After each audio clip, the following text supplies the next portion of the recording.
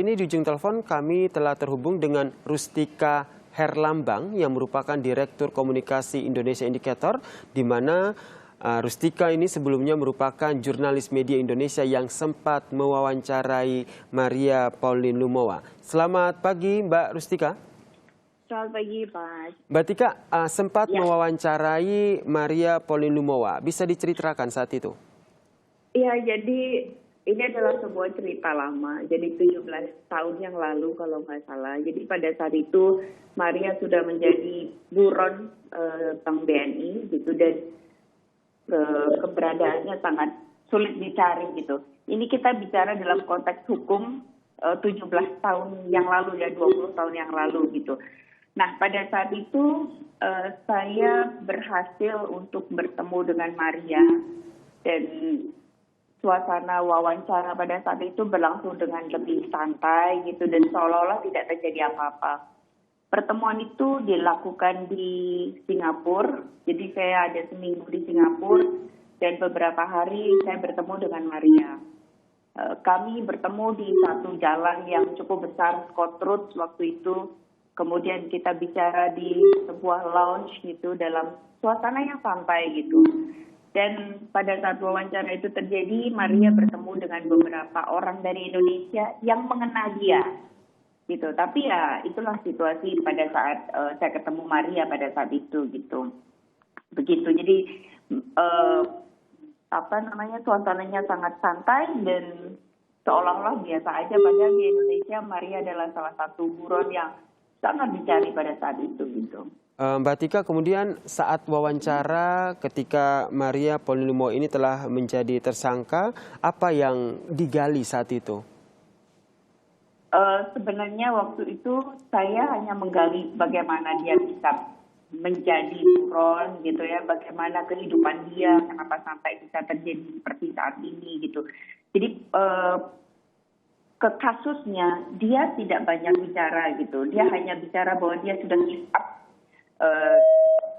give up karena dia ingin, kalau nggak salah ingin memberikan pernyataan apa-apa, tapi dia tuh gagal gitu. Dan dia tuh agak kaget banget ketika kejadian itu. Awalnya diketahui itu dari, kalau nggak salah tuh sekretarisnya gitu ya. Dia cuma bilang gini, "Ibu, rekening ibu diblokir karena ibu di blacklist sebagai salah satu pembobol rekening bank BNI gitu." Nah kan waktu itu dia bingung sekali gitu loh. Lah kok begitu? Karena pada saat itu dia sedang di Hong Kong untuk sebuah bisnis dan dia tidak tahu apa-apa. Ini menurut versinya dia ya gitu loh. Oke. Jadi dia mendapat informasi bahwa dia di blacklist itu justru datang dari sekretarisnya yang memberitahu bahwa rekening banknya tidak bisa dipakai lagi. Nah seperti itu. Kemudian ada informasi bahwa Maria Pauline Lumowa ini merasa dijebak. Pada saat melakukan wawancara ada hal seperti ini juga yang ia sampaikan. Ya pasti selalu begitulah gitu. Jadi pada saat itu dia mengatakan bahwa saya dijebak gitu. Ya dia menyebutkan beberapa nama pada saat itu gitu. Dan mengapa dia dijebak gitu. Kemudian saat itu memang Maria Pauline Lumowa ini sendiri memang sudah berniat untuk tidak melanjutkan ataupun tidak bertanggung jawab, bisa saya katakan seperti itu, terhadap kasus yang menimpanya, dan memang sudah berniat untuk melarikan diri, atau seperti apa?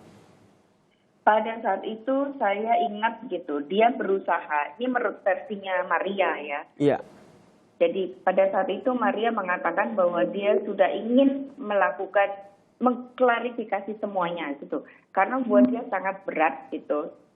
Versinya dia adalah sebagai seorang yang religius, tetapi dia mendapatkan satu cap sebagai pembobol bank gitu dan menjadi buron gitu. Buat dia itu sangat berat sekali gitu. Jadi pada saat itu dia sebenarnya merasa sudah ingin untuk menceritakan semuanya ini secara clear gitu. Tetapi dia merasa bahwa sepertinya itu ada, ya mungkin dalam istilah lain itu tuh dia seperti dijebak seperti itu.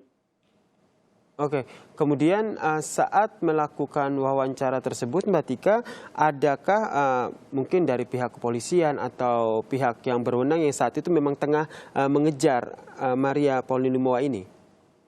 Iya, pada saat itu memang Maria Pauline sebagai salah satu buron di Indonesia gitu ya. Tetapi kan kalau nggak salah waktu itu ada perjanjian soal ekstradisi atau apa ya. Jadi karena dia posisinya tidak di Indonesia tapi dia di Malaysia, dia di Singapura.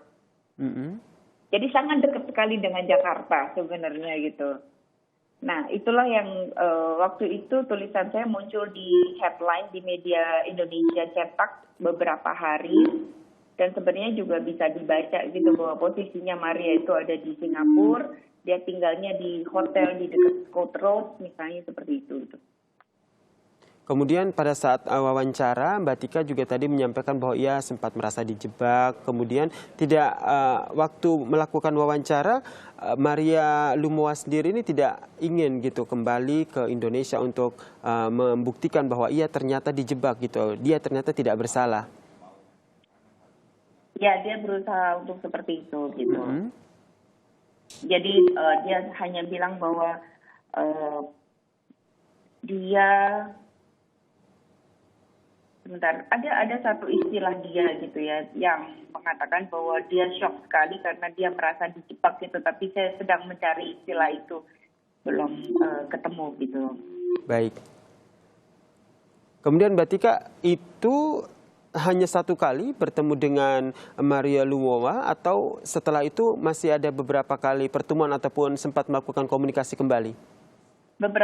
Jadi saya waktu itu ada seminggu di Singapura, saya ketemu selama 3 hari gitu. Jadi hari ini Maria ketemu, besok enggak.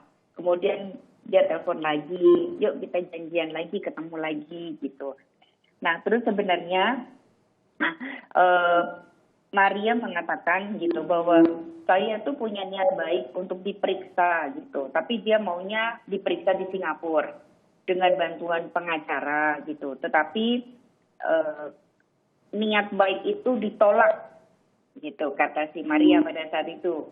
Jadi menurut saya sudah nggak punya harapan lagi gitu dan saya ingin kembali ke Belanda gitu.